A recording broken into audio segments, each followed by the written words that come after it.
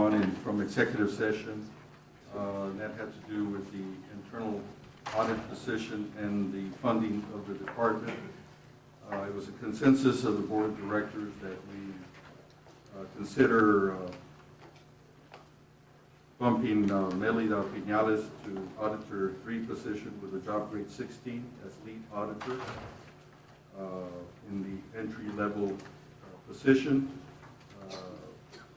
And we're also looking at funding an auditor 2 position and an auditor 1 position.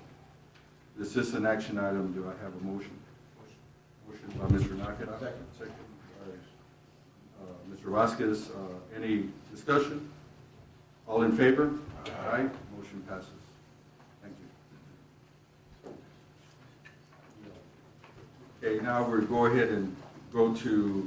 to go ahead at this point in time, skip the general manager's report and also the financials, and we'll go directly to item number 3.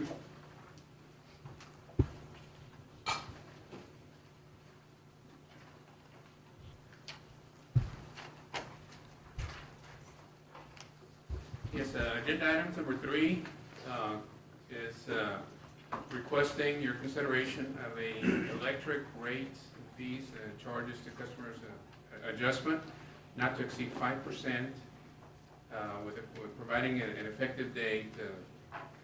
And we do have a resolution attached to the agenda item that has been prepared and reviewed by legal counsel. I'm also going to mention on item number 4. On item number 4, we were proposing or requesting consideration of water and wastewater. So this presentation covers all 3 utilities and what we're proposing in terms of rate increases at this point. The commission has granted the PUB board the authority to raise rates up to 5% in a 5-year period. This authority was granted in September of 2010. We have worked with Black & Veatch to formulate a plan on the electric side to implement this 5% rate increase across the board. This increase would generate $2.8 million on an annual basis, or approximately $14 million over 5 years. One of the things we're considering here is leaving the municipal class unchanged. So as a result, in order to generate the $2.84 million, it does require a distribution of those requirements that make up the 2.8 to the remaining classes. For the residential class, a 5% increase results, or their share of the 5% total revenues results in a 5.26 increase, or $1.4 million. The commercial accounts, or the next 3 accounts, general service non-demand, their share of the 2.8 annual revenues increase would be $384,000. General service demand, $895. General service large demand, $141,677, and contract lighting, $5,021. This slide shows 2 scenarios, 2 different approaches to implementing the increase for our residential customers. We asked Black & Veatch to crunch some numbers approaching the increase from a 2-tier approach. Currently, we just have 1 rate for all electric residential usage. Under a 2-tier, we would maintain the current rate, which is 0.04708, up to consumption of 500 kWh, kilowatt per hours. So in effect, the percent increase for this first 500 would be 0. What we're introducing here is a 2nd tier for any consumption over 500 kWh. The rate Black & Veatch calculated for us was 0.05152. Because we're concentrating mainly on the 2nd tier for the increased revenues, it does result in a 9.43% increase. When you consider the fuel factor and how the 2 tiers would play for a 1,000 kWh monthly average customer, the increase projected on a monthly bill would be $2.22. So here again, we're introducing a second tier with a rate of over 500 kWh consumption that would result in a bill increase of $2.22.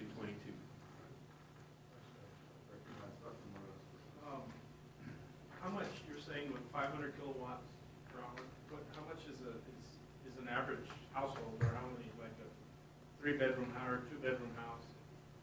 I mean, what are they? I can tell you in terms of the demand on the overall consumption, we do have approximately 22.58% of our customers, or 9,000, are at 500 or below, 22.58. And then we go up along the higher consumption up to 1,000, 1,500. At 1,500, we're at about 75% of our customers. And this residential customer count is based on like 40,000 customers. So that, customers that would benefit or that would see no increase, we're looking at about 9,000 or 22.58%. Which the lower, a smaller house, or? And that's our objective here, is to be aware or be considerate of fixed income or low consuming customers, to avoid any impact on those lower consumption type customers. If we were to maintain the one-tier approach, as I mentioned, we have one rate for all consumption at 0.04708. That, the 5% would be call for an increase up to 0.04972. The bill increase for 1,000 kWh customer user at residential would be $2.64. So here again, you'll see the benefit from the first 500 remaining unchanged, and this bottom example applying the full increase to just one rate. We're also working with a 5% authorization from the Commission to the Board on water and wastewater. The projected revenues on the water and wastewater here are $989,000 for water, $1.02 million for wastewater, for a combined $4.95 over 5 years for water and $5.1 million for wastewater over 5 years.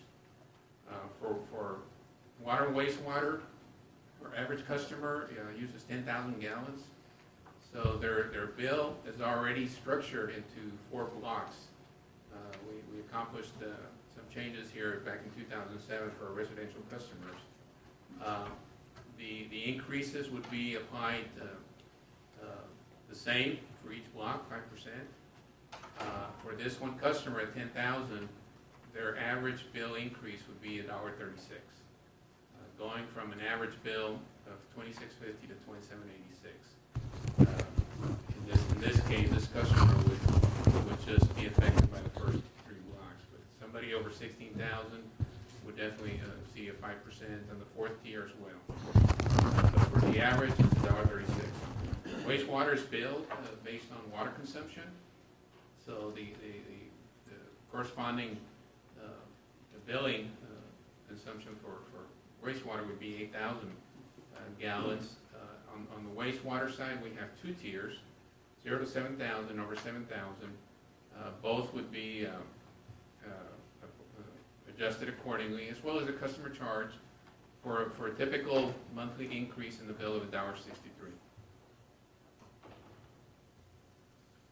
What we're going to show here is a combined electric, water, and wastewater bill for a low-consuming customer, 500 kWh. This is below the average 1,000.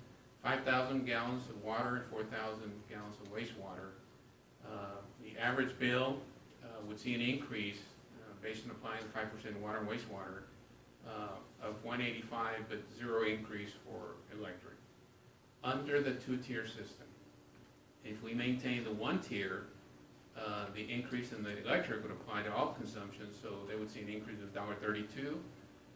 Adding in the increase for water and wastewater brings the total to $3.17 a month average bill increase for this level of use. And as I mentioned, at the 500 kWh consumption level, we have about 9,072 customers, or 22.58% of our total 40,000 residential customers. This chart compares consumption or bill comparison for the 1,000, the average 1,000 user, the 10,000 average water use, and the 8,000 average wastewater billing. Overall, you would see an increase of $5.21 under the two-tier system. Under the one-tier system, the average bill increase would be $5.63. And then we took it a step further and compared the 1,500 and then the next level up for water and wastewater. So at 1,500 kWh, 15,000 gallons for water, 12,000 for wastewater, the average bill would be $8.59.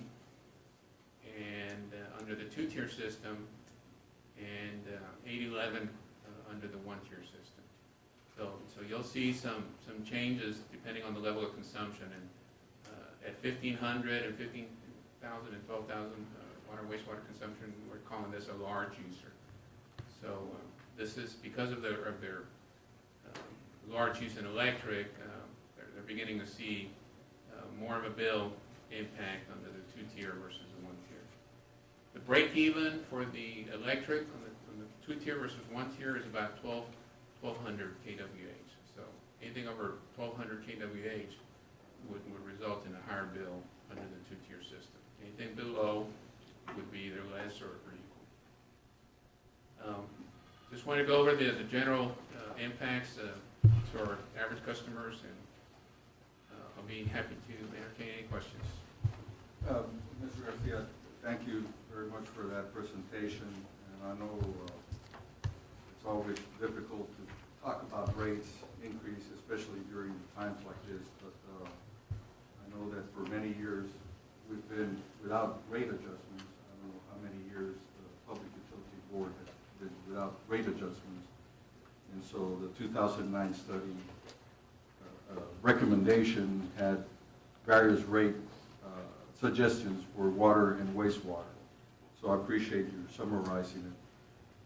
For the benefit of the public, I guess the average person that is out there paying an electric bill or water and wastewater bill, if they're at the 500 kWh, they would not be affected on a two-tier rate system, right? In having a two-tier rate. So that's about, you said earlier, that's about 22% or about 9,000 customers that at that lower level would not be impacted. There would be no rate increases on the electric for them. So once you get up to that 1,000 kWh, you will see maybe $2.22 rate increase for residential bill. And then on the water, wastewater would be another $1.63 and $1.64. So that's pretty much on a two-tier rate system, right? Right. So rates are, like I said, what we've looked at is to be fair and equitable. That's what the rate study does, is that it's just to be having rates that are fair and equitable. And so at this time, this is an action item unless there's any other questions. Well, we haven't made a motion. I think we have to have two different motions. The first one would have to be for the electrical rate, and I think the motion that I would make would be for the increase, but on a tier situation, so that the lower consumption, or also encourage people to lower their consumption if they're in that particular area. So I would make a motion for that rate on the two-tier system, okay? I do want to add that these rates are being recommended for an effective date of October 1. Okay. So there is a motion for the two-tier rate design on the electrical, 5% increase that will be effective October 1st of this year. So there's a second by Mr. Hinojosa. Any discussion?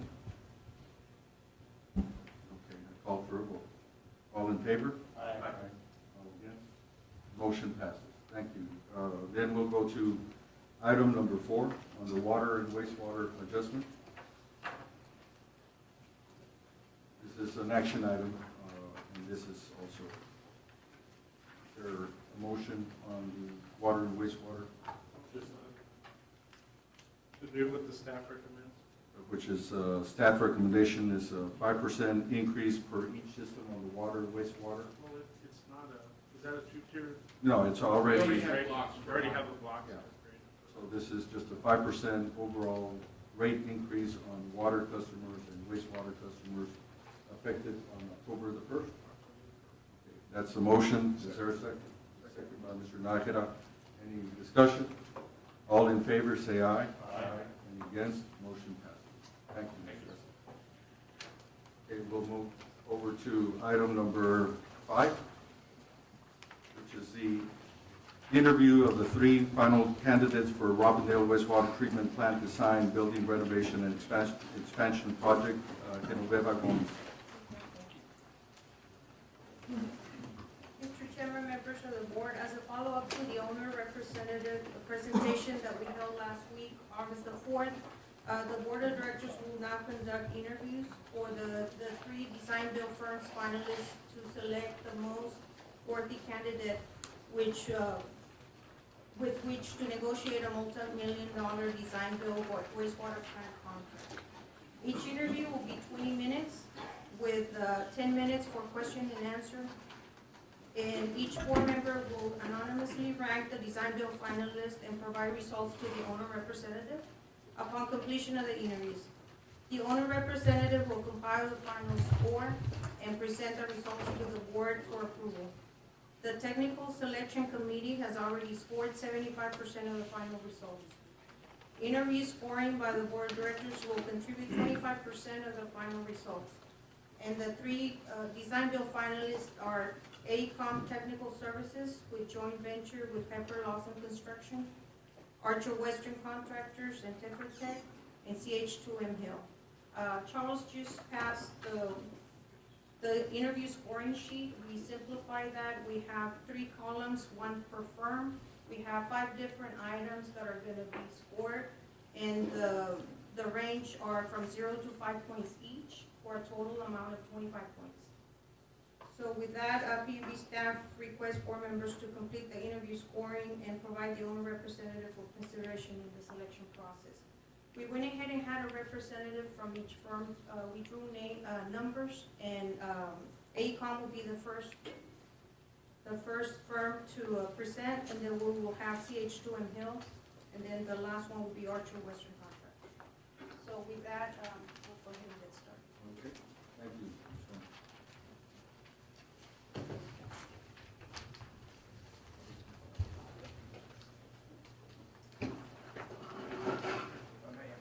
Yes. go ahead.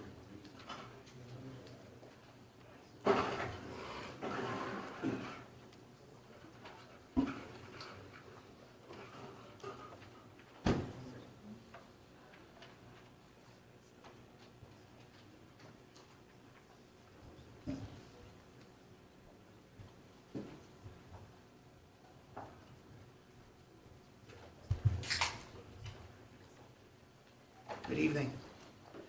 My name is Tom McMonigal, and I'm a Senior Vice President at AECOM, and I direct AECOM's North America Design Build business, and it's a pleasure to be here. And I want to thank you for the opportunity to be able to present our team to you tonight, as well as present our approach to the renovation and expansion of the Robindale facilities. A key element of a successful team, at least in my experience, is its leadership. And we are very fortunate to have Shelby Eccles as our leader of the AECOM joint venture, Pepper Lawson joint venture team. You probably know Shelby. He's worked with PUB for at least 20 years. He is very familiar with the wastewater facilities. He understands the needs, he understands the priorities. So it's my privilege to introduce to you tonight our project manager of our team, Shelby Eccles.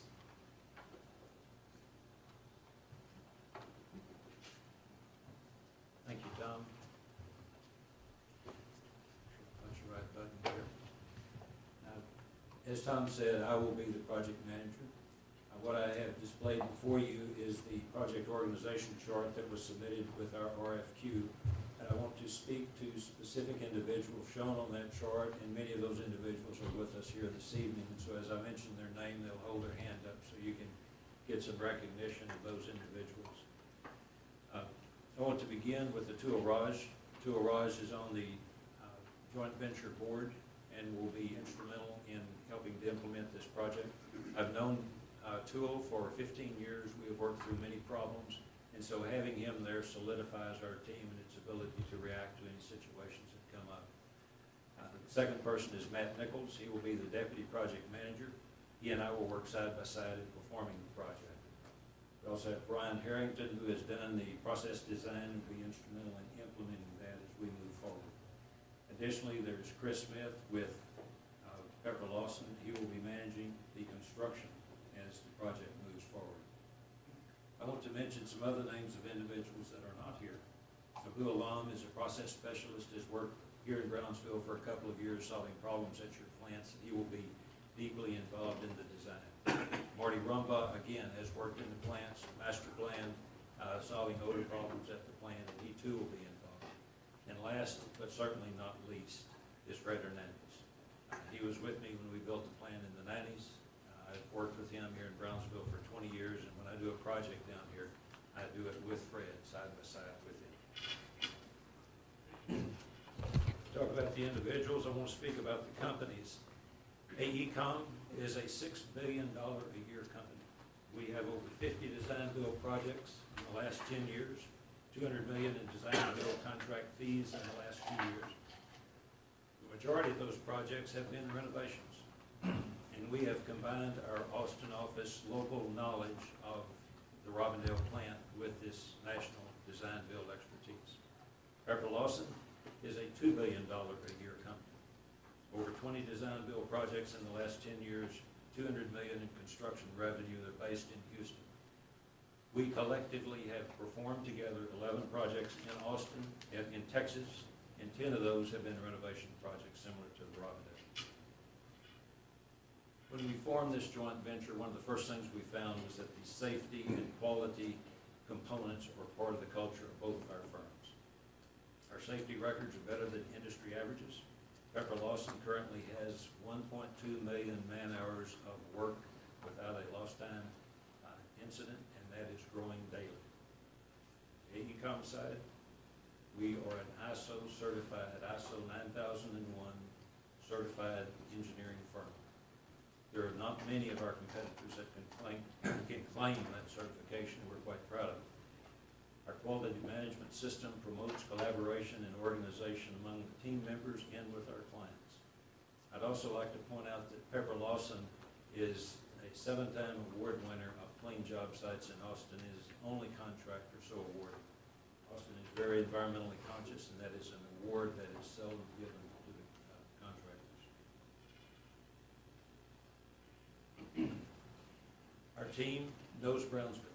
We have the resources, we have the individuals. I was the project manager for the plant in the 90s. I have worked for 4 years with pub staff defining options to expand the plant. I've made presentations to you on staged expansions. We have developed cost and schedule option and worked as a partner with the pub staff. I can assure you that our proposal meets the submittal criteria. When we started preparing our proposal, we reviewed that criteria very carefully. The dominant requirement was that it be most advantageous to the PUB. Secondarily, you had a minimum capacity requirement of 12.3 MGD and a preferred capacity requirement of 14.5, and you had a desire for alternative green technology. We looked at the potential to provide a base alternative with additive alternates for you to select from in defining your project. But that did not provide the most advantageous solution to the PUB. And so we provided 2 alternatives. I want to speak to those 2 alternatives. Again, the reason for those 2 alternatives is that it has 2 different footprints. Each alternative has a different requirement. If you look at these, you can see some of the differences graphically. Option 1 is 12.3, your minimum requirement, expandable to the preferred of 14.5. We're converting clarifiers to aeration, and the clarifiers that we're converting are the blue boxes that you see up there, providing new circular clarifiers and rehabbing the digesters. If you look at option 2, it is graphically different. It's a different alternative. If you look at the boxes, they're in a different location. And the reason for that is option 2 provides you with anaerobic digesters. Those digesters meet the combined heat and power requirements that are necessary for your green option. Because we provide new digesters, your old digesters have no purpose, and therefore we put the aeration in the old digester location. We rehab the clarifiers. Option 2 made maximum use of the existing facilities. I might add on option 1 that it also sets you up for future expansion at minimal cost. I want to now get into more details on each of these options. Option 1, we relocated the headworks to eliminate the odor and corrosion problem. We have converted the clarifiers to aeration. That process is the conventional process you currently use at your south plant. We have added circular clarifiers, similar to what you're doing at the south plant. The reason for providing that conventional process is that you have a design-build project that's going to be permitted for the first time in the state of Texas. That will be a challenge. It can be done, but it'll be a challenge. And it is easier to accomplish if you're using a conventional process. But we didn't stop there. We included in the design the ability to convert these aeration facilities to an innovative technology in the future, an IFAS technology. That conversion would allow you to do it so that you can do a pilot plant and you can do staged implementation, so it makes it easier for your operators to learn how to operate that facility. As proposed, there will be no learning curve. Your operators know how to do this process. Maximizes existing facility and reduces odors, meet your budget and schedule requirements. Option 2 is the green solution technology. As I said before, this one adds anaerobic digesters in the heat recovery and power generation. When we add the anaerobic digesters, that leaves space where your old digesters were, and we have converted that to aeration.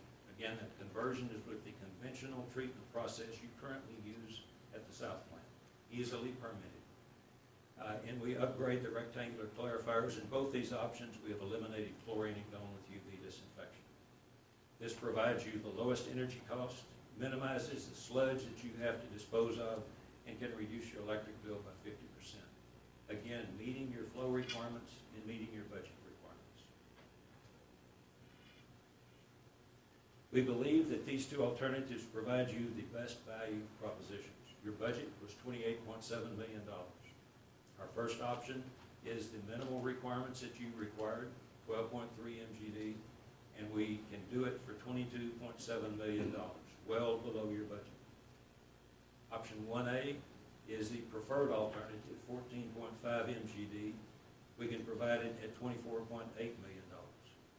And the last option is the green solution that produces energy savings, meets the capacity requirements, and can be done for $26.7 million, again, which is within the budget requirements of the project. And with that, I'd like to turn it over to the Deputy Project Manager to speak to the pricing methodology.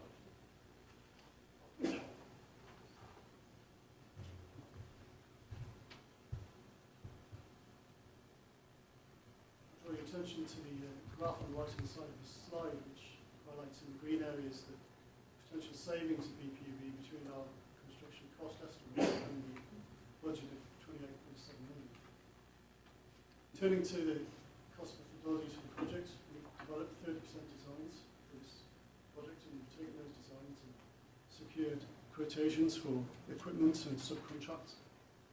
We've used Pepper Lawson's in-house estimating tool to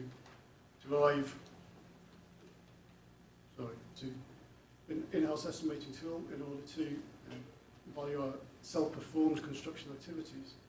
We've taken these things together, quotations and self-performed estimate, and we believe we've produced a robust and realistic price. But there are other reasons why AECOM Pepper Lawson team are BPUB's best choice.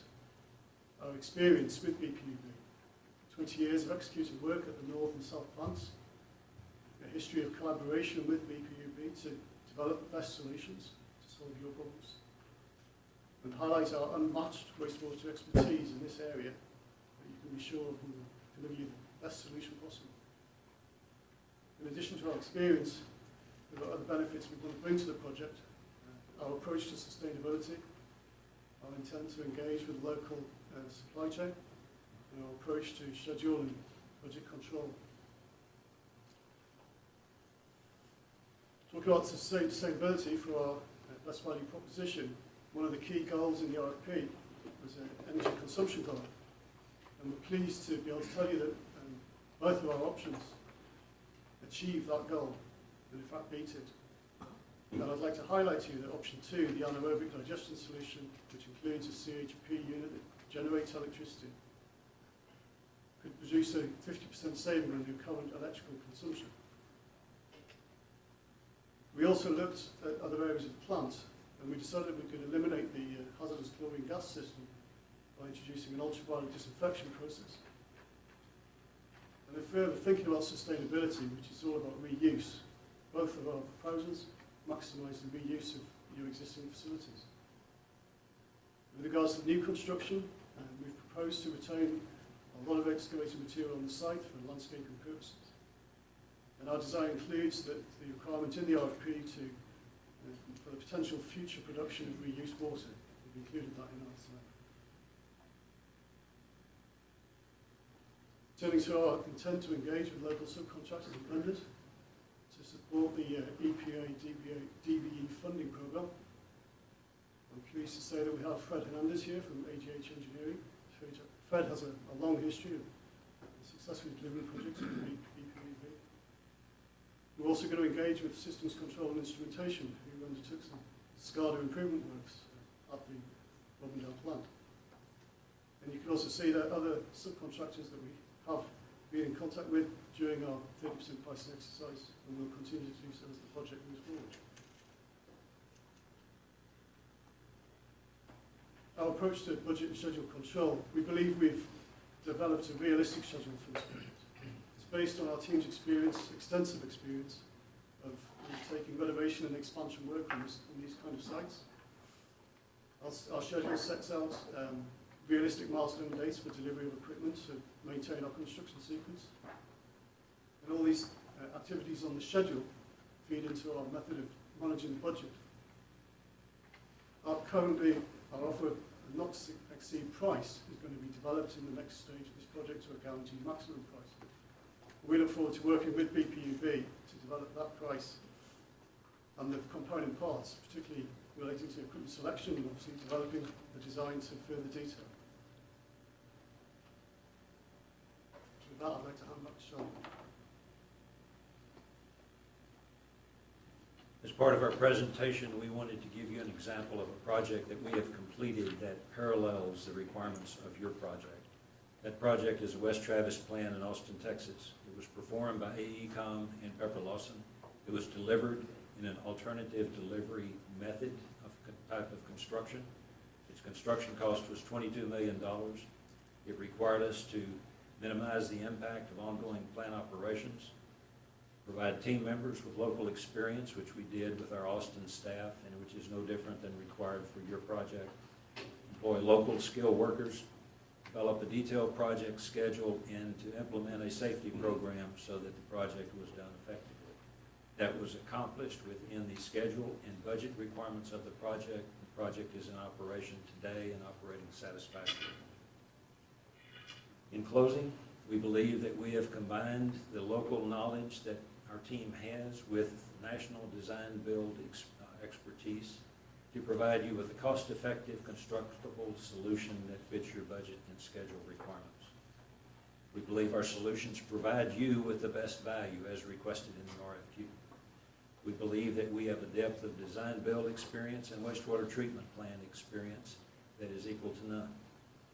We have been down here working for 20 years. Our history shows you what we do produce routinely, and we offer to produce on this project.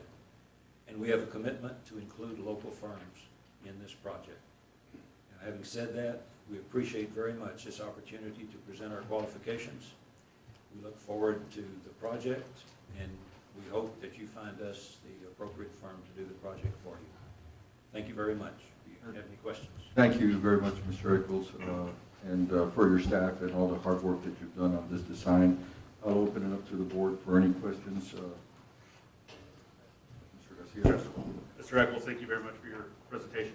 You did mention, and if you could expand on the issue that you brought up about getting this past EPA or TCEQ with a more traditional type of system. Could you please expand on that? Yes, sir. Number one, you have a schedule of 24, 26 months. We have to design this, get it approved, and get it constructed. And so you don't want to start constructing something until you know that you're going to get it permitted. The conventional process that you use at the South Plant is defined in the state regulations, is routinely approved. We still have the issue with TCEQ, Texas Commission on Environmental Quality, that we have to work through the concept that this is a design build and not your conventional approach. We've already talked to them. They know it's design build, and they know it's a conventional process, and so it will be approved, but it is a schedule item on this project that we needed to recognize and felt we needed to present to you as the most viable solution. When you go to an alternative technology, and IFAS is the term, is an alternative technology, you typically have to pilot test that technology for 3 to 6 months in order to prove to the TCEQ that that project is a viable alternative. We have a project in Belton that we're starting in September, and part of our work there is to pilot an IFAS process so that we can implement it. It's not a design build, this is a conventional program. And so, you know, I'm going into a project where I've got to do that. So, you know, can you find a way to get around it? Not that I'm aware of, but someone may be smarter than I am. But in terms of representing to you that you're going to have a project that is completed and meets the schedule that you have to achieve and the permit requirements you have to achieve in a little over 2 years, we felt the conventional process was the most effective way to do that. And relative to your question, the pilot testing and proving to TCEQ that it is a viable process. And having said that, it's used all over the nation, so it's not like it's questionable whether or not it'll work, but you do have that piloting to deal with. Now, I might ask if one of my companions would want to supplement that. Okay. Did that? Yes, thank you very much. Any other questions? If nobody else, I have one. I have a question. Go ahead and save your question. Okay. So we can alternate. On your, talk to me a little bit about peak flow. What does that mean? Peak flow is what you have to design the plant for to take care of the hydraulic loading and the organic loading. Generally, peak is caused by, sometimes by a storm event. When that happens, you get more water, but the same number of people are contributing to the flow, and so your organic load would go down. I will tell you that I designed the Rottendale plant in the 1990s, and it had a peaking factor of 3. I designed your South plant in 2000, and it had a peaking factor of 3. I did your water and wastewater master plan expansion, water and wastewater master plan report in 2005-06, along in that time frame. And we developed peaking factors for all your lift stations and the peaking factor for this plant. That peaking factor was 3. Now, when you went out for an RFQ, you provided a window of data. And it was a fantastic RFQ, so this is not meant as criticism of the RFQ, but you provided a window of data. And evaluation of that window of data provided the opportunity to use a lower peaking factor. And it's the evaluation of the flow data. Now, And the short answer is peaking factor to me for this plant, you need to design it for a peaking factor of 3. For this specific RFQ, we had to address the requirements in the RFQ, and an analytical evaluation of those requirements allowed a lower peaking factor.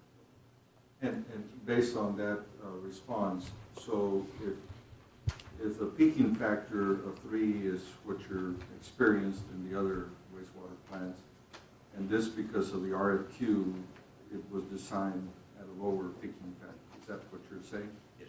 Okay. How, to correct that, if we needed to be at a peaking factor of 3, what does that mean in the design of this?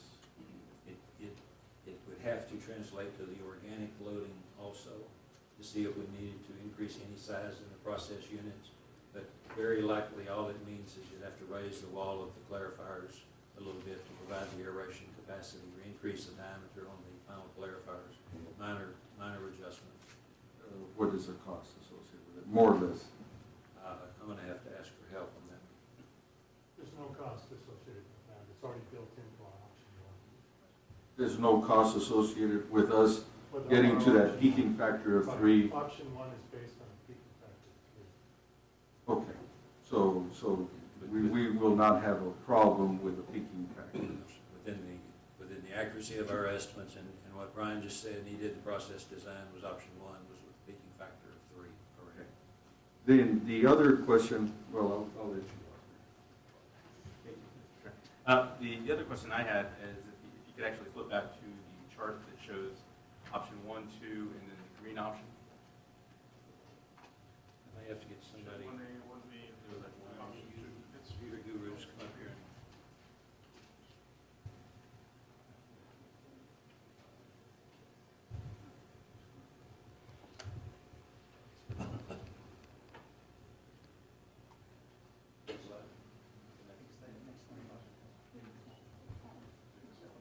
That was number 10.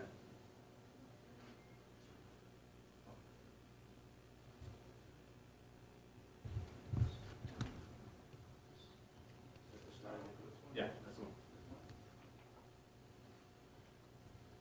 Could you talk a little bit about the benefits or what you all found as we had talked about it, because I know it was the desire of the board to go down or explore at least some of the green options with the system.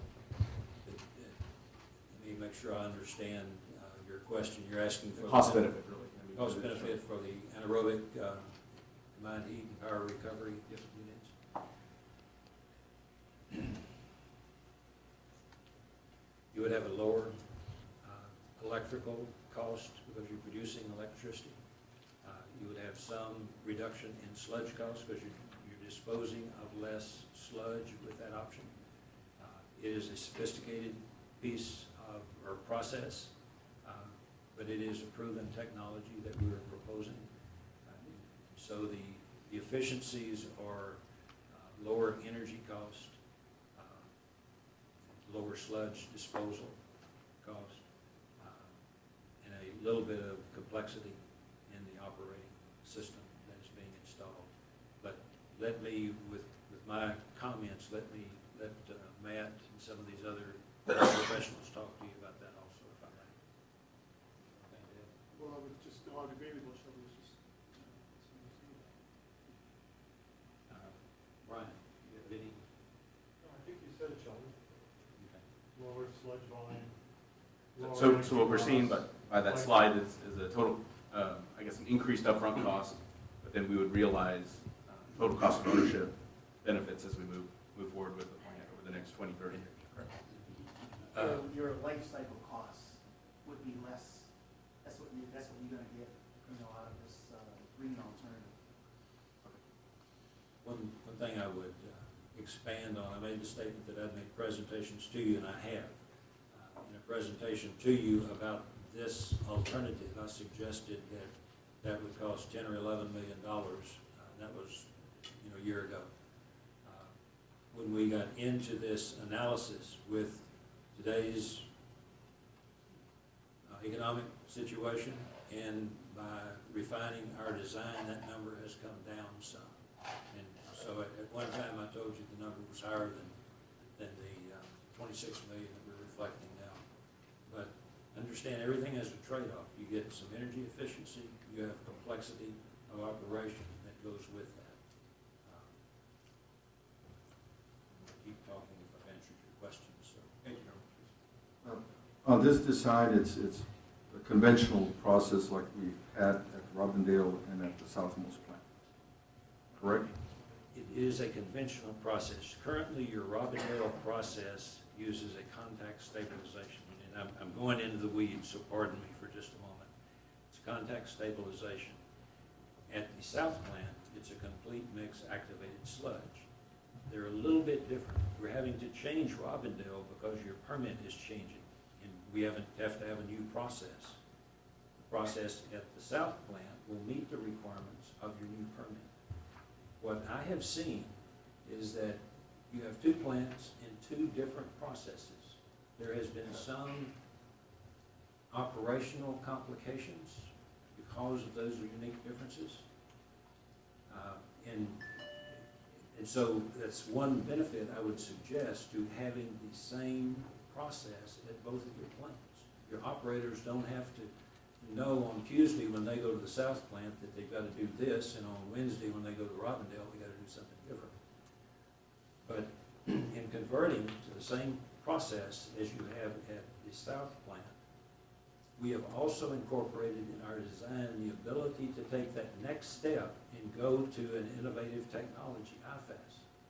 But when you went to that technology, you could do the pilot testing with one train of that plant. And so you don't take the plant offline, it continues in service. Your operators you can meet your permit requirements by doing the pilot testing with this new expansion. And then you can acclimate your operators to that process. And ultimately, that IFAS could be applied to the South plant because it has individual trains also. Thank you very much, Mr. Eccles, for that very good explanation. Mr. Chairman, Yes. you're reminded of your time, you're at 11 and a half minutes. Okay, so, That's okay. But that's fine, I mean, Well, I was just gonna ask we'll just about the extend UV. some more to the next To the group. next okay. I'll just, if you can explain a little bit about the UV disinfection. It's not, right now, we don't use any of that type of technology in our plants that you. That's right too. Your current Robindale plant has a chlorination system and a dechlorination system that is grandfathered. To upgrade it today, you would have to have a lot of safety facilities and scrubbers because chlorine gas is receiving a lot of regulation, requiring a lot of training. It's an effective system, but the danger of using chlorine gas, you have to provide a lot of safety provisions in there. The last expansion, Robindale plant was out in the middle of a bunch of fields. Today, you have houses around there. And it's not just here in Brownsville, but there's a lot of plants moving away from chlorine gas. There's other alternatives, but ultraviolet disinfection units are gaining popularity, and you avoid a lot of those dangerous chemicals to deal with, and the safety provisions and training provisions that go with them. Okay, thank you very much for the presentation. We'll now go to the next presentation. It's going to be CH2M Hill.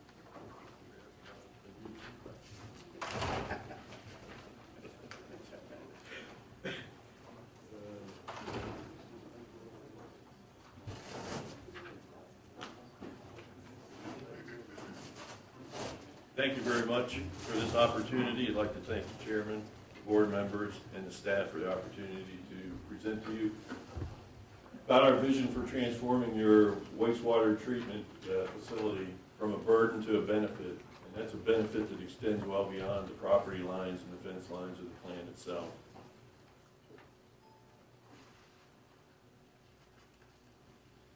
We have with us today a lot of our key staff members. I'll introduce the ones that will participate in the presentation. I'm Don Close. I'll be the executive sponsor from CH2 on Hill. We have Carlos Marin from Ambiotech. He'll also be an executive sponsor. We have Fred May, the project manager for your facility. And we have Steve Goodwin, our senior technologist. We have a number of other staff here in the back of the room that are going to be key participants in delivery of your project. We reviewed your guidelines for the presentation today and developed the following order of presentation. Our approach is a flexible project approach. It invites and encourages collaboration from the utility and focuses on performance commitments from CH2M Hill. We'll go right into our team elements. CH2M Hill is an integrated design builder. We possess both the design and construction capability necessary to deliver your talent. But we were also looking for a local flavor. We want to contribute to the community whenever we come into a local community to help meet their needs. And it was pretty obvious early on that a teaming arrangement with Ambiotech, fit that bill. A local engineering firm interested in learning about design build, some of their duties. We have a very unique relationship with them. We'll talk about it a little later. But some of the key duties they'll perform are site and civil engineering, construction inspection, survey, and a number of other activities during delivery of the project.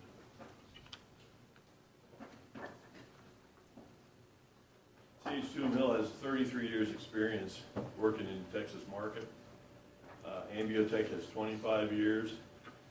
The intent is to deliver as much of the project design services from Ambiotech's offices, co-locating our staff with their staff. Any additional resources needed are available throughout our Texas operations, many project sites, many Texas offices. And in fact, we've just we're just started delivery of the Sugarland water treatment plant, an alternative delivery project, which will also bring construction resources into the South Texas area to further support your project. But we're a national design build firm. We've done 127 design build projects over the past 15 years, purely water, wastewater projects. Those projects have totaled nearly $3 billion in constructed value. And we have had all the projects that have been completed on or under schedule, on or under budget, no change orders initiated by CH2M Hill, and no liquidated damages assessed against CH2M Hill. Record we're very proud of. We're also the #1 rated design firm for wastewater treatment plant construction in North America. And we can bring that expertise to bear on your project to give you the best project that your budget can accommodate. Safety, very key concern to CH2M Hill. Our corporate motto is Target Zero. We strive for that everyone goes home at the end of the day in the same condition they arrived in the morning. And the industry average for total incident recordable rate is 5.5. Our rate is 1.36, so we fall into the bottom quartile of the total incident recordable rate within our industry. Very proud of it, still not satisfied with it. We strive daily to bring it down to a lower number.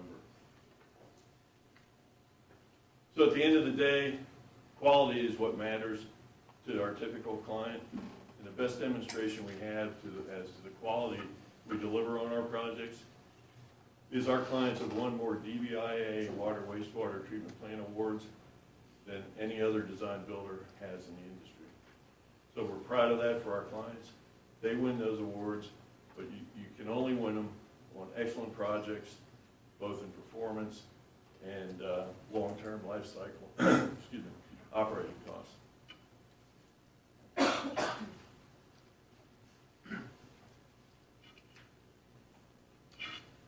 Before I begin a description of our technical solution, I'd like to first mention that what you're going to see in the upcoming slides is a fully modeled, fully developed presentation of our technical solution. Sometimes this is called a BIM, or a Building Integration Management, but what you're going to see is a 3D presentation. We spent a lot of time developing this model because we really see value coming up in using it in a collaborative engineering refinement mode with staff as we go forward. But before I talk about that, I'd like to talk a little bit about how did we choose the process that really forms the heart of our technical solution. One of the first things we did when we began the proposal effort was choose what kind of treatment process we wanted to use. So what you see in this table are a number of the different technologies that we evaluated. We've designed and built all of these. None of them are proprietary. But you can see when we looked at the current plant configuration and the criteria that were presented in the RFP, for us the MLE process, which you've seen in our proposal, was the winner. That's the one that we thought brought the most value and was the best fit for the plant. We looked at the flexibility, the process reliability, and the ease of O&M. It's a very similar process to what's at the Robindale plant now, so we think it would be a very easy transition for plant staff to move from the old plant to the new plant. So with that, I'd like to go ahead and move on to our technical solution. So what you're going to see in this video clip is a flyover of the plant, which highlights the components of our technical solution. The first item that we've got is the headworks and odor control, upgraded and expanded aerobic digesters. We've upgraded the aeration basins using all the basin volume now. We've replaced the old chlorine contact basins with new post-aeration basins. We've provided 3 new secondary clarifiers. We thought that the secondary clarifiers in this kind of a process are the most important component, the most important unit process. They're the process that separates the solids from the liquid. So if the clarifiers don't work as well as they can work, then the effluent won't be as good as it could be. So we spent a lot of our effort in developing the clarifiers. We've also provided a new disinfection basin. We're going to disinfect with sodium hypochlorite or bleach. And we've also got a new dewatering and sledge handling building. What you're going to see in the next list really is a listing of the objectives that we had as we went forward with the design. These are the objectives that we were looking at as we developed our various components and took it into design. So, for instance, when we redesigned the headworks, we were really concerned that we didn't impact the operation of your existing pump stations out in your collection system. We also wanted to maximize odor containment. We provided a proven treatment process, reliable, robust, and we're maximizing the use of all the existing basin volumes. We went with new high-efficiency blowers. The vast majority of the energy that's consumed in a wastewater treatment plant is in your process aeration. 60–70% of the energy is putting air into the liquid. So for that reason, we went with new high-efficiency blowers. This will result in a lower life cycle cost for the plant going forward.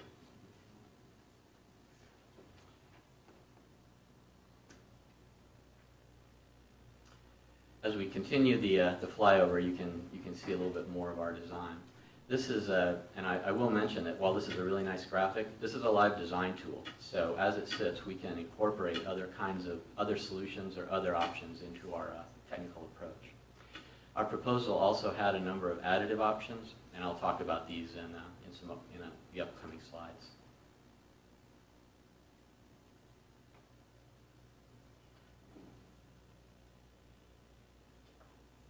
Maybe I will.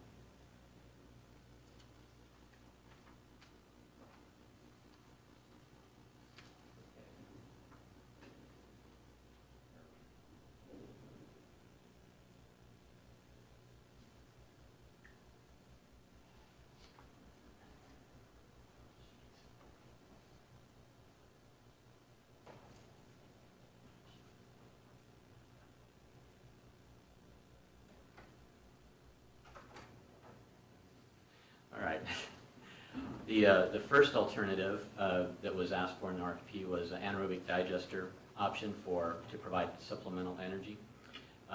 The option that we've presented does not utilize primary clarifiers. We still get significant energy benefits from it, still a viable solution.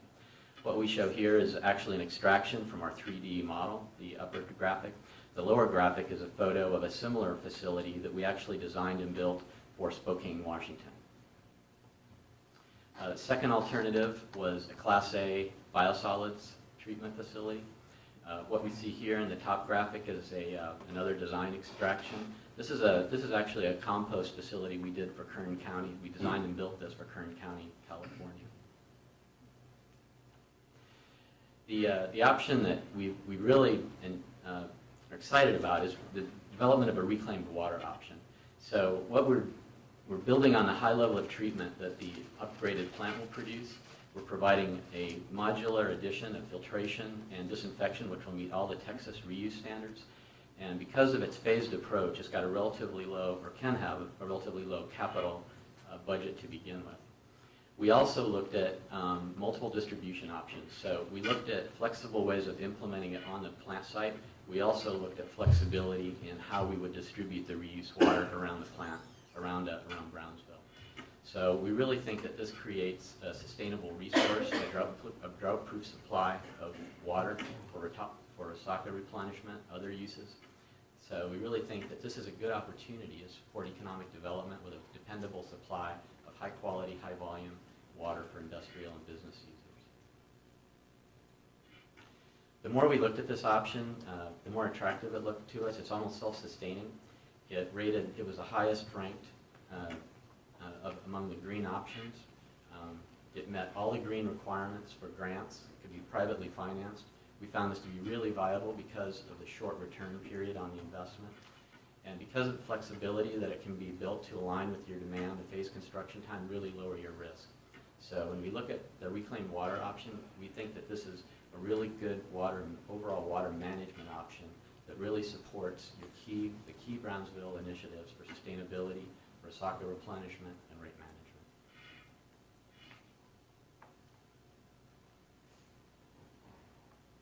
As the CH2M Hill named project manager for the Robberdale project, I wanted to go through with you guys and show you some of the projects that I've done that are very similar and successful to the Robberdale project. The first one here was Traverse City. It was a $31 million design-build wastewater treatment plant. What we did was we had to redo a lot of the existing tankage to make it work with the new systems. So there was a lot of modifications. Now on this, again, similar to Robberdale, we had to keep it in operation for the full time while we were doing all of the renovations. We had the operations staff involved from start to finish with every phase of the construction of the new plant. Again, with redoing existing treatment facilities into the new processes, adding the new, and again, building the team with the operations group to have a successful project. Of course, it was cold up there, it was tough on my golf game, but another one that was very good is the Bonita Springs water reclamation facility. And again, very tight schedule to expand the project, keeping the plant in operation during the full cycle of construction and commissioning. Also, this plant had a headworks that was brand new also, while keeping the existing one in operation while we built a new one. On this particular project, we saved the client quite a bit of money also, along with the Traverse City, with this innovation and keeping everybody, all the stakeholders together. In all of our southern projects that we do and that I am involved in as a project manager, we do a hurricane preparedness plan. In fact, on one of the projects I was involved in, we actually went through a Hurricane Wilma, with no loss to the client, no loss of equipment, no loss of materials. We're, again, hurricane preparedness in the south.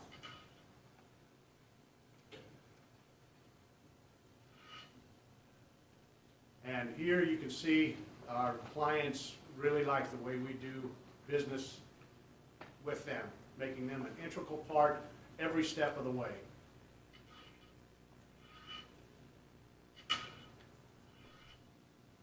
With the Robindale project, we're already digging into how we can make this happen. How do we build this plant and keep the rest of the plant in operation while we transition into the new processes? We've looked at this, so we're doing it in phased sections to get the plant built while staying in operation. Building the 2 new clarifiers in the chlorine contact basin. Also building the influent pump station. And then we isolate and rehab basin number 4, leaving the other 3 basins online. And then we put it into operation. So the very first part of the operation will be getting that part of it online. Then we move to isolate and rehab the basin number 3. When we do that, then we can have it in operation, and with this much of the plant in the new design, we can handle the flows, the current flows coming in through the new process. And we can do this 11 months ahead of when the overall plant needs to hit the compliance. So with this much done right here, we can meet your discharge criteria. And again, that'll be by November of 2012. At that point, then we will go ahead and isolate and rehab the basins number 1 and 2, and start on the digesters and also the new sludge facility. That way, when the whole plant is online in July of 2013, it'll handle even all of your future projected flows and meet all the discharge criteria.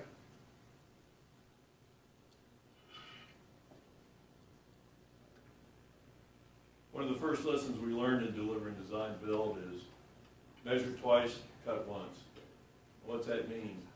Relates to designing the budget, designing to build and operating, taking into consideration O&M, understanding the real construction costs in the area where you're working, and investing in design optimization. That period, 30% design is now done. The period from 30 to 100% is your best opportunity to positively impact the construction and the life cycle costs of your project. Taking shortcuts and during that time will cost you during construction and during life cycle. So the level of effort needs to be placed into that 30 to 100% design phase to make the construction and life cycle successful. Scope management during the life of the project. We'll be managing the scope. Okay. The scope management is critical to your job. And we have a record of delivering that. Local business, we meet, we exceed on a project-by-project basis, we exceed local and disadvantaged business utilization goals, and on projects that don't have them, we still have our own internal goals. We're a 5-time recipient of EPA Administrative Small Business Award, most recently in 2010. And our partnership with Ambiotech, a participatory agreement, is a key to this particular project.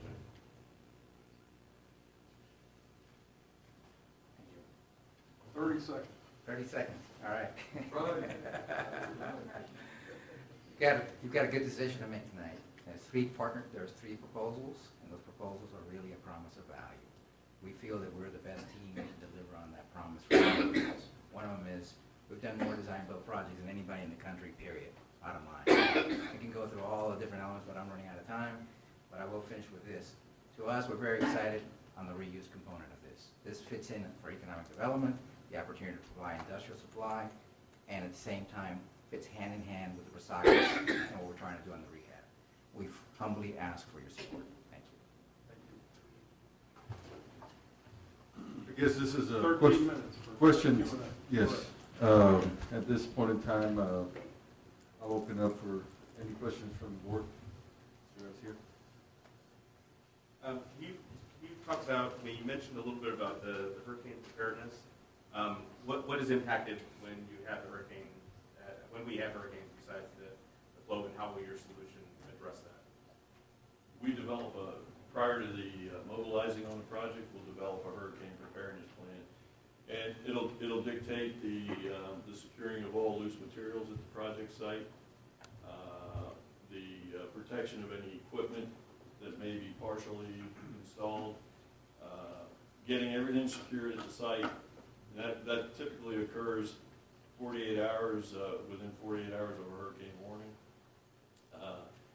We'll also, at that point, we'll help the plane operations site and anything they might need, and the operators in securing sections of the project that maybe we're not even working on. I mean, we're here to help. At that point, it's, all hands on board, whatever it takes to get the job done.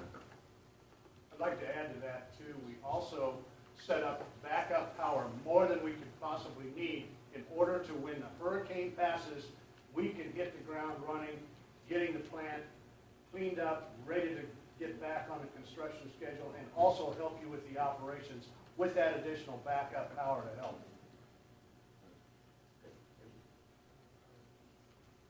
And just if you can go over your grade solutions a little bit, where, Steve, can you talk a little bit on the green solution? There anything in particular you're interested in? just, like a disinfecting the water. I mean, Okay. The intent, what we've based our design upon is using sodium hypochlorite bleach for the disinfection, dechlorinate with sodium bisulfite, and that's it's about the safest way to disinfect right now. It costs a little more than gaseous chlorine, but it's a lot safer. there's not a problem reintroducing this into our sockets or?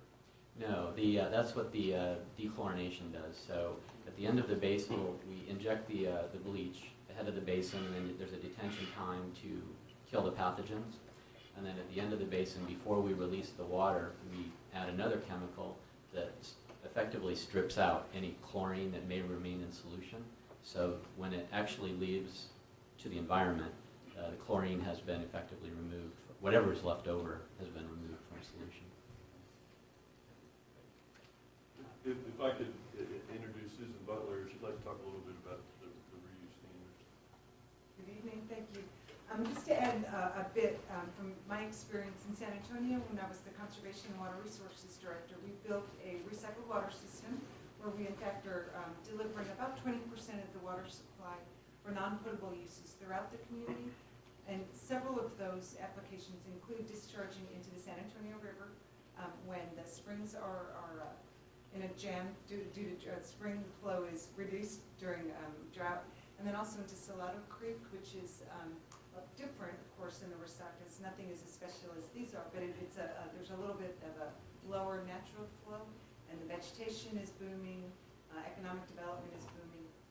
We also found that the reclaimed water, recycled water, was one of the main reasons that Toyota located in San Antonio. There's a number of reasons why that is so, but one of the key things that pushed them over the edge to actually sign the deal in San Antonio was knowing that they have a firm supply of water.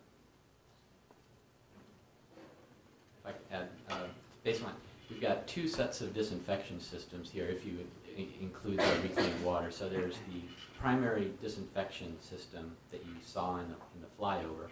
Then if the reclaimed water system were added, then you take the disinfected effluent, run it through filters to remove remaining solids, and then disinfect it again. So water, in our case here, the effluent that went to reclaim use would actually get filtered and then disinfected a second time before it went off to the Resacas, where the water from the primary disinfection would be released for discharge. That is included in your cost.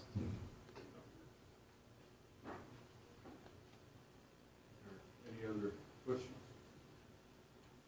No? Thank you very much. Thank you very much for your presentation.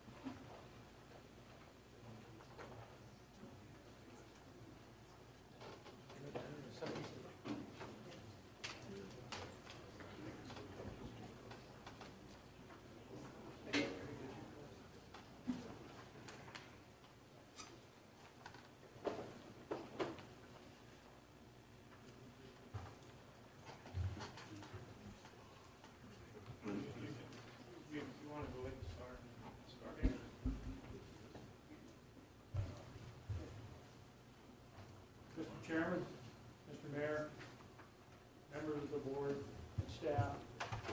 Archer Western is pleased to have the opportunity to present our proposal for the expansion and improvements of the Robindale wastewater treatment. The winning partnership team, Archer Western's Texas-based operation, had the opportunity to select Tetra Tech as our engineer.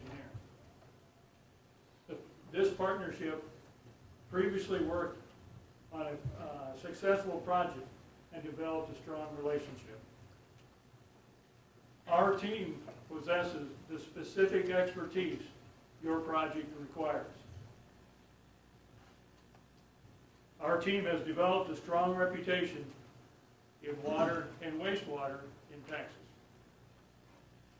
Upon your selection of our team, we look forward to the integrated partnership with the PUB and your staff. Our integrated design team, I'll be your project director, Scott Smiley, program manager, Mark DePera will be our project manager, Carlos Montoya will be our project superintendent, Fernando Roman, our design manager, Mark Maxwell, our process design, Steve Tamburini, project engineer, John Nelson, QA, QC, and Mundo Gonzalez, our civil engineer. Now Fernando will present our 6 Cs. Thank you. Why 6 Cs? We're presenting a ranch brand. A friend of mine, Edmundo Gonzalez, who's a rancher, told me that you name a ranch after the attributes of the land or the values that you hold close to you. When we're developing this project, we realize that everything that we're bringing to you as a form of value begins with the letter C. Our first value is compliance. We're going to show you in this presentation that we can bring your plant into compliance 8 months ahead of your November requirement.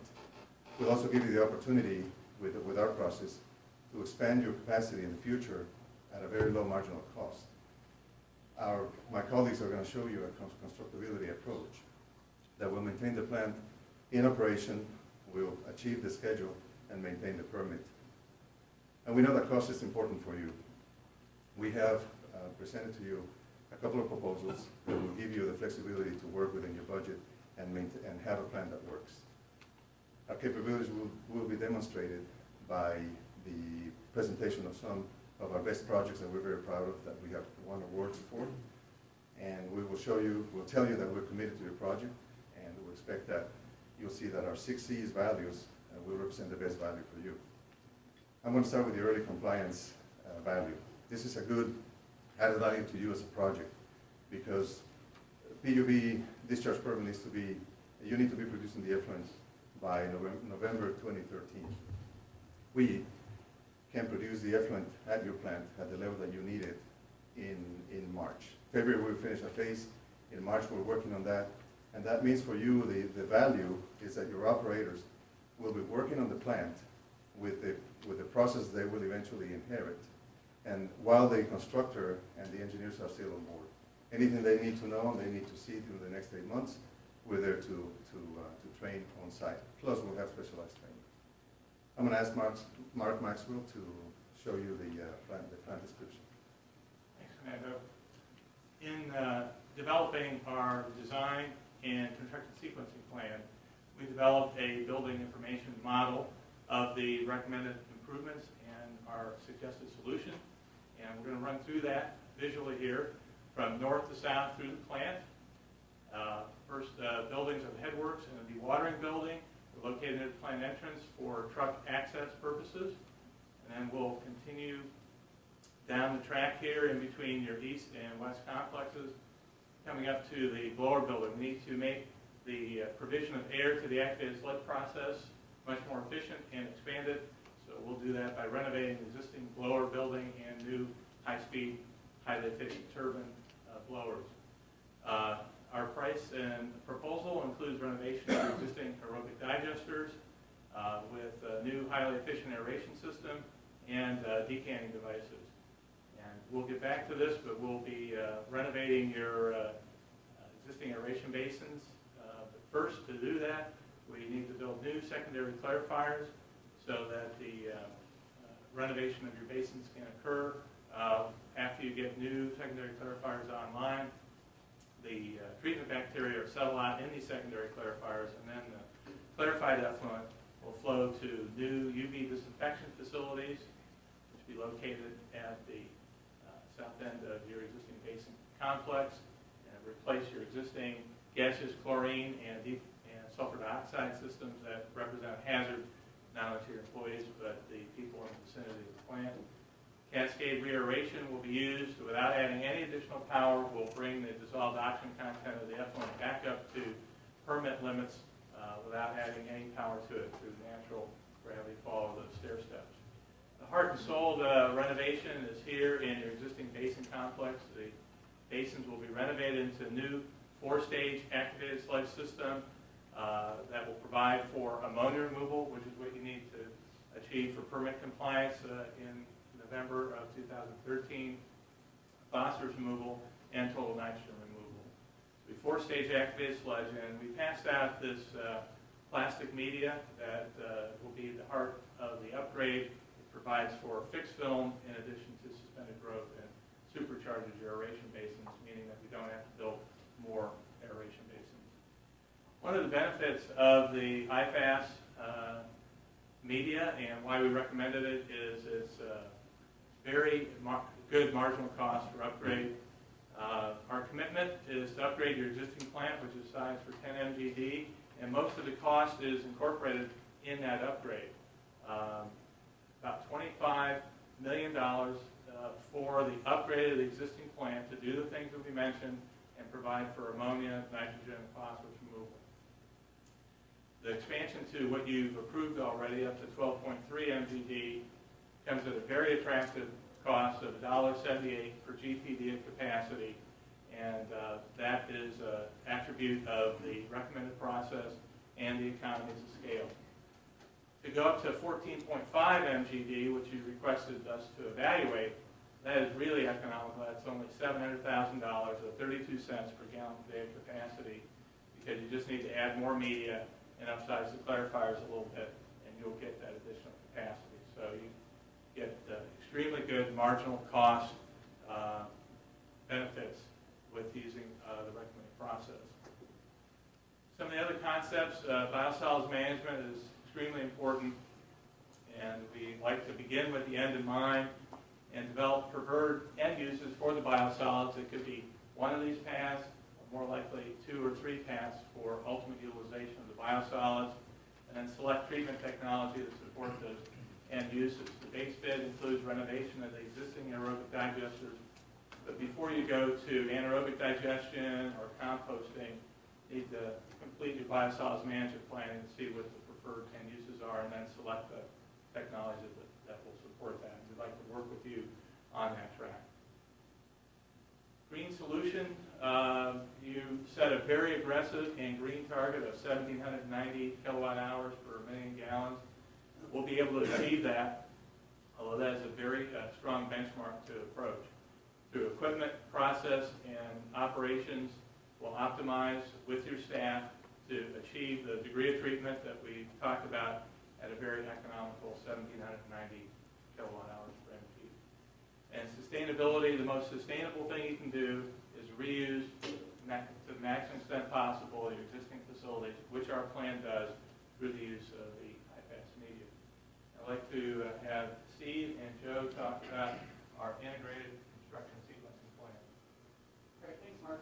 One of the most challenging aspects of this project was to determine a construction schedule and sequence that allows your plant to maintain compliance and actually work and maintain functionality as we actually do our construction. Because we'll be constructing in your actual aeration basins to do this IFAS upgrade, it's actually a very critical step. We worked with TCEQ to actually develop certain design packages that will accelerate the design schedule or the compliance schedule, and will serve as the secondary clarifier package, which we can submit very shortly after selection. We've also used our BIM model again that you saw earlier, and developed a construction sequence which we've tied into our Primavera scheduling system to actually demonstrate the actual construction sequence, which will be here in a minute. As we go orange for demolition, will represent demolition, and green will demonstrate construction. Joe? Thanks, Steve. I think everybody understands this project is extremely tight on schedule to get the thing built. One of the things that we have to do immediately is to order materials, get them submitted, and get them delivered to the project. First things we need to get constructed are the 4 secondary clarifiers. And underneath the clarifiers is the ductile iron pipe. It's imperative we get those ordered and the clarifiers constructed. Once the clarifiers are constructed, we'll divert flow into the new clarifiers. When we do that, it allows us to take down this first set of basins. And we'll take down the existing chlorine contact basin and convert it to the new ultraviolet disinfection facility. Also, we'll take down the existing secondary clarifiers, renovate those basins, and make the new I-fast aeration basin. Once we're done with that, we'll go ahead and divert flow into those new basins and then start it up and test it prior to going to the next phase. Steve? Great. As Joe was saying, we're going to actually start up this aeration basin with influent from the new headworks facility, which will be constructed concurrently to the previous 2 steps. Once we have this new aeration basin done, we'll be treating flow as we intend to in the final project, which will start your operations early. Okay. Once we have that complete, we can take down the second aeration basin, complete the construction sequence, which at what point we'll have the capacity in our newly renovated plants to treat the entire current flow. The beauty of that's how we're going to get our 8 months of early compliance, by treating their entire flow at the new permit regulations before we finish construction of the rest of the facility. And I'll let Joe tell you all the other instances or other unique aspects about the BIM model. The BIM model we'll utilize, which is the building information modeling, we'll utilize that to identify conflicts between our mechanical and electrical installations along with the existing structures. Also, we can upload the O&M manuals and maintenance schedules that can be utilized by your operators. You can literally click on a piece of equipment and bring up the O&M manuals or its maintenance schedules for reference. Archer Western will submit a fully as-built program for the Robindale operators' utilization. The schedule, the Archer Western team will use Primavera scheduling to track and monitor this tight schedule. The schedule will also be cost-loaded, so it'll assist us in budgets and progress billings. Proposals. You've seen that we made 2 proposals. Proposal number 2 met the intent of the RFP. But when we got the estimate, we've seen we're considerably over the budget of the 28.7. So we set up proposal number 1. Proposal number 1 got us within the budget or close to the budget and still meeting the TCEQ's compliance.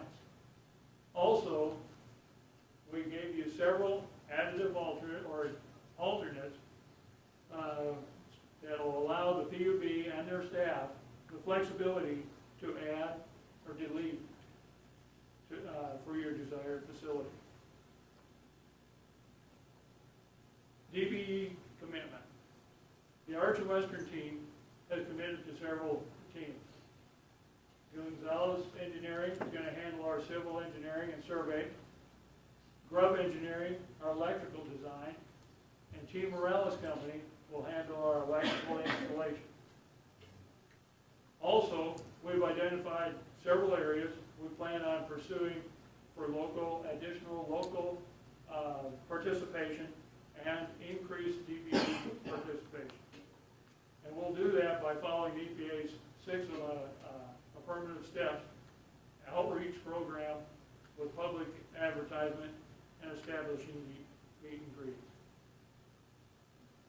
And Mark will present our plant experience. The next few slides will demonstrate our team capabilities. Bartlesville is a project that Archer Western and Tetra Tech teamed on recently. It was a hard bid project, approximately $37.5 million in value, and the change orders were kept less than 1%. Excellent safety and quality results were achieved on the project as well. The owner was very satisfied with the project that Archer Western and Tetra Tech delivered to them. Johns Creek, another job we're very proud of, is a design-build project. It was completed on schedule, on budget, with no increase in contract price. The owner was satisfied with management and execution at all levels of this project. This job was a very unique job. It was a fully enclosed facility, and it won the 2010 Design Build Project of the Year in the 25 million plus category, as well as many other awards. Our construction team for your project has worked together for several years and has a string of successful projects behind them, the Mansfield project being the most recent one. This project was completed approximately a month ago. It was an existing plant similar to yours, and close coordination was required between the plant operational staff to keep the flow going. This was a hard bid job as well. The value was $25 million, and the change orders on this project were kept below 0.5%. Our team accomplished our company mission statement on this project, which is to be the builder of choice of our customers and set the highest standards of safety and quality. Our greatest accomplishment on this project was the relationship built with the owner and engineer. Some notable comments from the city in the post-job interview are that Archer Western created a team and family atmosphere with all involved. Archer Western brought economical and workable solutions to the table when issues arose. They not only would like Archer Western to build their future projects, but they would like this same team, which will be your team, to build those future projects. The team on this project achieved excellent safety results from their efforts. All company metrics were exceeded. All supervisors on this project were OSHA 30 certified. All foremen and every single crew member was OSHA 10 certified. We've seen the benefits from this, and we would do the same on your project.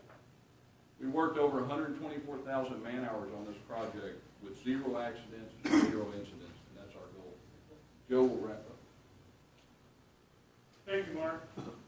In conclusion, we'll recap the 6 C's. Compliance. The Archer Western Tetra Tech team intends to deliver the Robindale plan to meet the TCEQ requirements 8 months ahead of schedule. The operators will be fully trained and experienced in the operation of the plant. Capacity. The designed IFAS system is ideal for the Robindale facility, allowing us to meet the required 12.3 MGD, and for marginal cost to expand it to the 14.5 MGD. Constructability. The phasing of the construction efforts will be seamless to your plant operations while keeping the plant meeting its current output. The overall completion will be done by August 2013. Cost.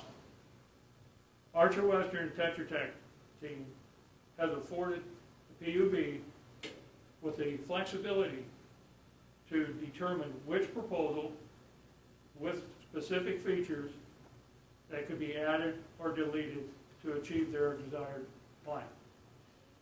Capability.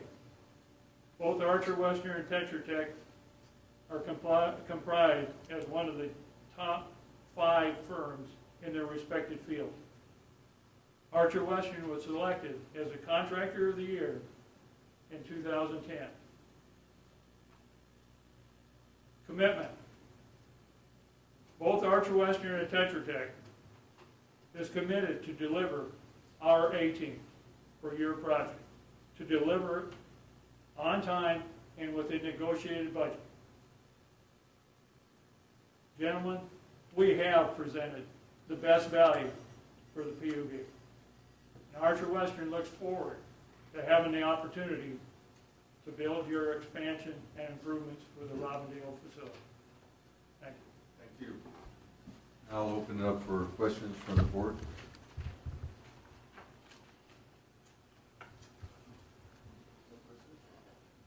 Actually, I have a question I asked the other presenters as well. In the event of a hurricane, since we're right up against the coast, they come and around it's a 2-year project, right? So what is your solution, how would your solution handle a hurricane? Not necessarily during construction, but overall as a wastewater treatment.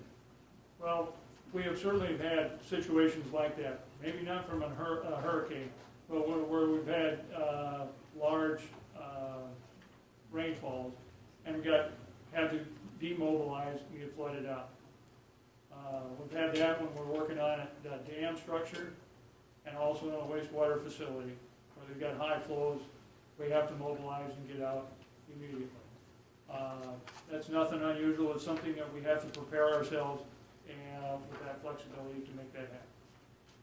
Also, hydraulically, the plant has been designed, including this integrated fixed dome activated sludge system, for the maximum flow that was included in the RFP, plus some cushion. Now, it can't handle 1 million gallons or 1 billion gallons per day, but it's sized for your tropical storm flows because that was included in the RFP, and it's sized for that and then some. So I think we'll be fine.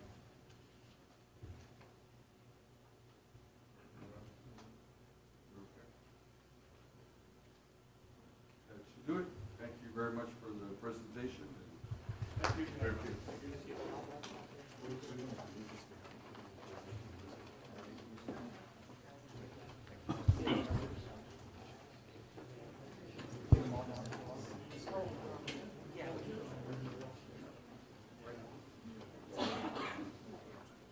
The board will now complete its scoring sheets, and then we'll collect those and we'll factor that into the tabulation with the technical score.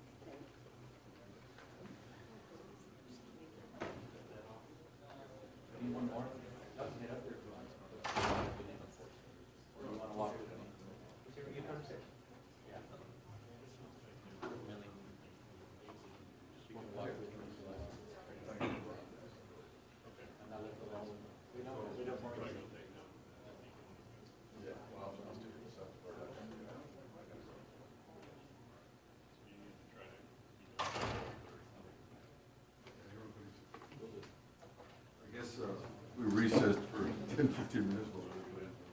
Yes.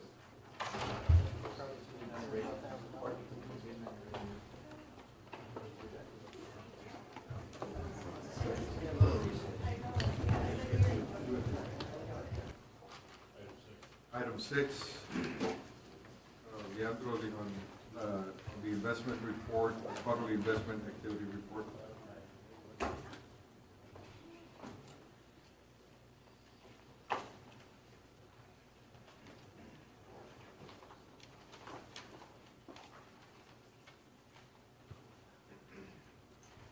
Yes, as required by the Public Funds Investment Act, we are bringing you our quarterly report as of June 30th, 2011, on our investment portfolio. We have a brief presentation here. This schedule that I have up on the slide here summarizes our investments by category. Agency securities, they're on the left, rows 1 through 10, bank deposits, line 11, investment pools and money markets, lines 12 through 15, and then our certificates of deposits. We do participate in the CDARS program through Frost Bank. Overall, our yield from all these investments was a sad 41 basis points, 0.41%. This is a drop from our March 31st numbers of 0.45 basis points. Yeah, this summary does break down by category. We had $46,750,000 in agencies, $41,600,000 in bank deposits, $58,404,000 with the pools, $4 million with the CDARS program, for a total of $150,774,000. This graph, Mr. Garcia, I'd like to just ask the board if they have any questions. I want to pretty much sum it up if you can. I'm done. Okay. This graph just shows the distribution between the different agencies, comparison with our S&P month to month, and that is it. Thank you, Mr. Garcia. Is there any questions from the board? Thank you, Mr. Garcia. Item number, there's no action required. We already did item number 7. Number 8, Leandro, consideration approval to amend the fiscal year 2011 capital improvement plan. Yes, PB has been experiencing some favorable financial performance this fiscal year. As a result, we have accumulated a little over $8 million in surplus monies. We are bringing to you a list of 7 projects requesting appropriation for these projects that total $5,527,000. The 7 projects are listed on Exhibit A. Resaca Restoration, dredgers, $2 million. John Gore Retaining Wall, $121,000. Cameron Park Improvements, Phase 3, $829,000. Robindale, Ted Hunt, H-Lynn Water Line Upgrade, $475,000. 24-inch water line loop adjustment to Sunrise Mall, $1,033,000.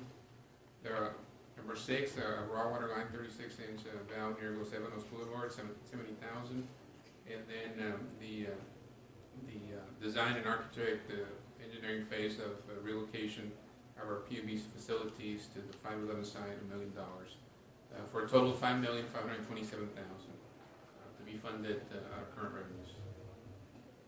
This is an action item. Is there a motion? So moved. By Mr. Hinojosa. Is there a second? Second. Mayor Martinez. Any discussions or questions? Yes, I have a question. On the retaining wall, and this is John Gore, That's the park over the here. park that's over here. The city's doing the park. We agreed to do the break wall in front because it's caving in from the water in there. So we agreed, Retaining wall on it. we agreed with them already to make this. Yes, we recommend we do that, because it is eroding over there and it's falling in. Over time, we're gonna lose that. Is this all the way around? Just the front, Carolina Road. That's what my Yeah. question is. It's not gonna be all the way around No, residential? it's just up, just along where the park is. It'll consist of a retaining wall and maybe a deck or 2 for just for observation. How deep is it, That one's, that's one of the ones that's gonna be dredged, but it's right now from a foot deep, probably 8 or 10 feet at the So this property belongs to PUB or the city? PUB. PUB?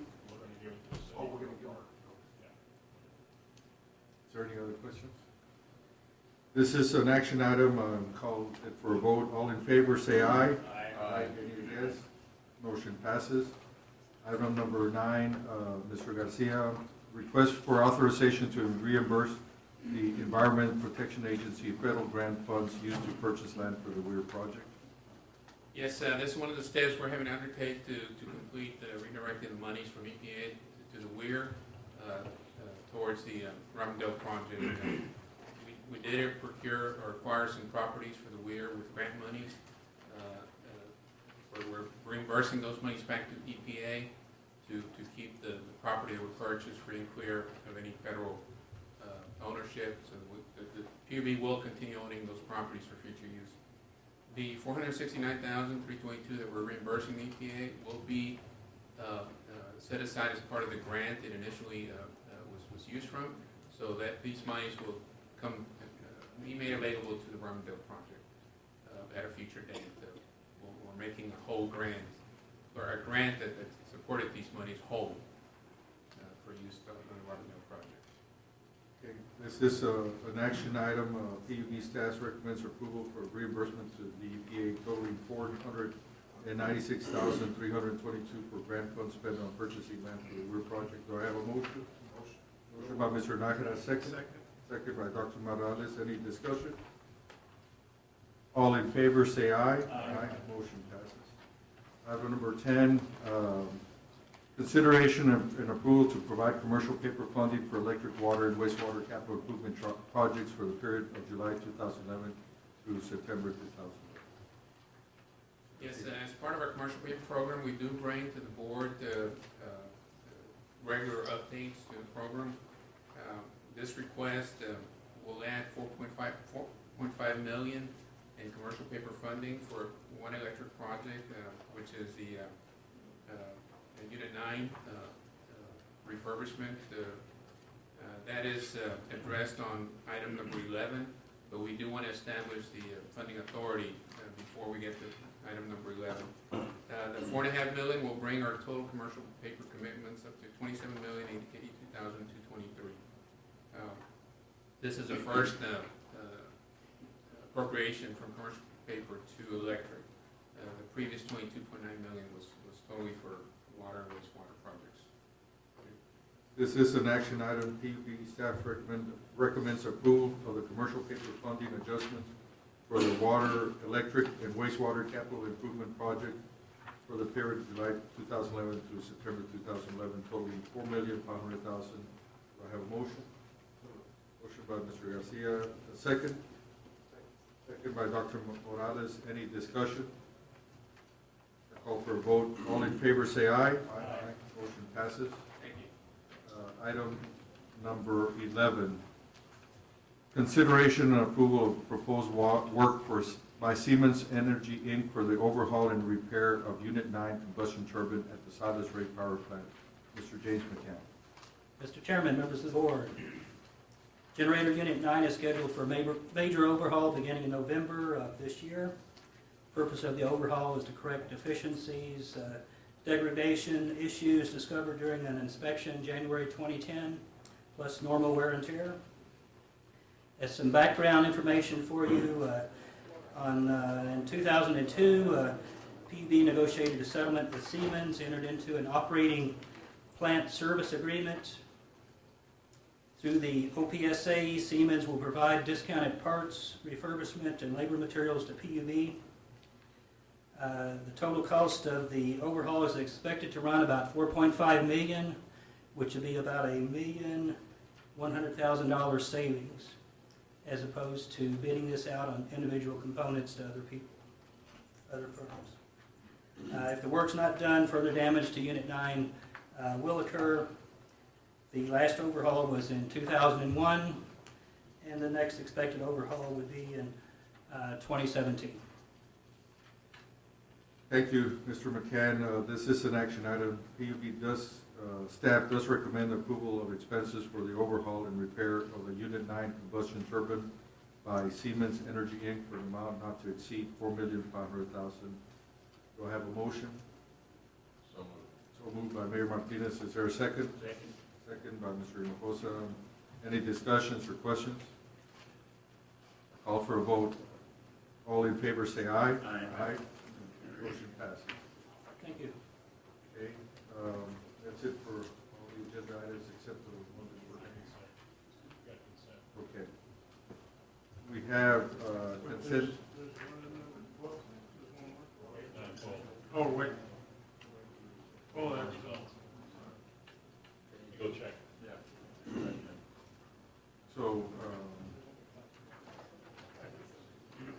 have the consent items 1 through 4. Is there any discussion? Or shall we, if anybody wants to pull consent items 1 through 4? No? Do I have a motion to approve consent items 1 through 4? So moved. Moved by Dr. Morales, seconded by Mr. Hinojosa. Any discussion? All in favor say aye. Motion passes on the consent items. Let me bring the groups in, Mr. Chair.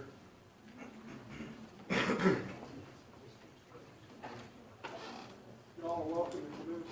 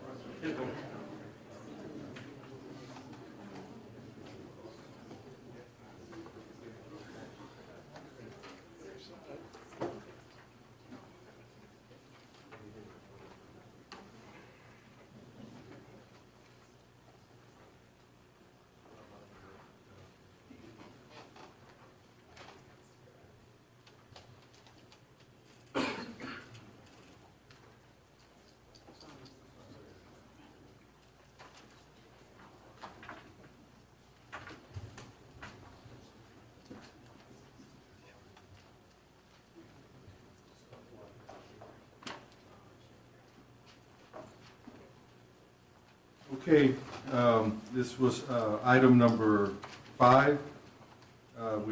It was the interview of the 3 final candidates for Robindale wastewater treatment plant design, build, renovation, expansion project.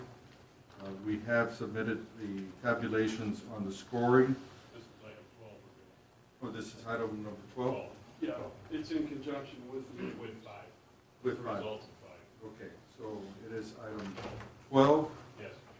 Consideration and approval of a resolution authorizing selection of a design-build firm candidate, commencement of negotiations, and 75% down payment for stipends for Robindale wastewater treatment plant design-build renovation expansion project.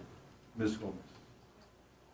Chairman, members of the board, October 11, 2010, the Brownsville PUB directors approved a resolution that allowed PUB to proceed with the procurement of the design builder for Robindale wastewater treatment plant. As per the resolution, the lump sum stipend will be paid by PUB for the 30% complete preliminary engineering work product by the 2 unsuccessful design build finalist candidates, to allow the PUB and successful design builder to utilize any design concept component from the other 2 candidates' proposals. The amount of the stipends to be paid shall not exceed 0.5% of the design build contract ultimately awarded to the successful design build candidate. PUB staff requests authorization to pay 75% of the stipend amount to the 2 unsuccessful design builders, finalist candidates based on the established design build budget limitation of $28,770,000. A final payment for the stipends will be made upon completion of the negotiated guaranteed maximum price contract. PUB staff recommends payment of $107,887.50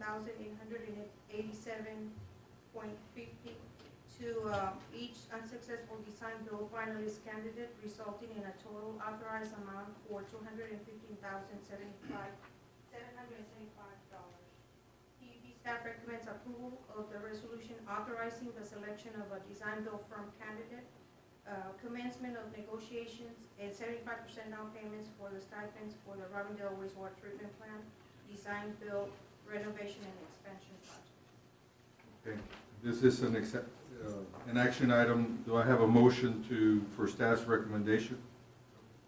Moved by Mr. Nájera. Is there a second? Second by Mr. Hinojosa. All in favor? Aye.